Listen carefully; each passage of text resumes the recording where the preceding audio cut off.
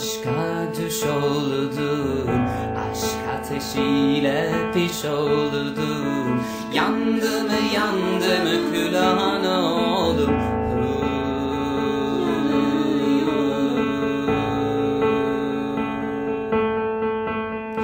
Aşkından dolanıyorum, Külhan gibi yanıyorum. Allah'a yalvarıyorum.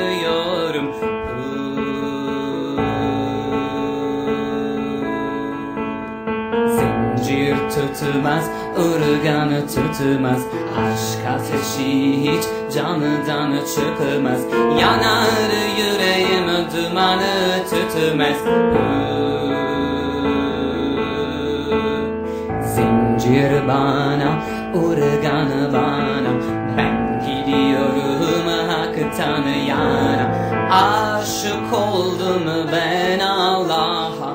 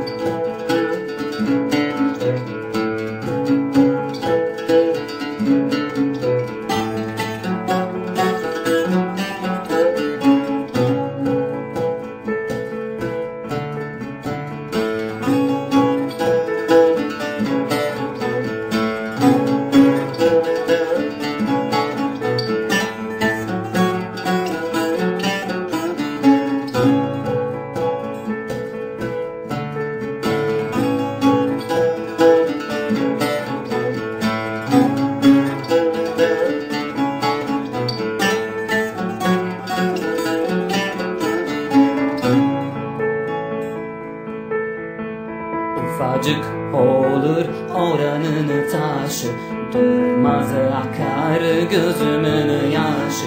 Cümle peygamberler başı,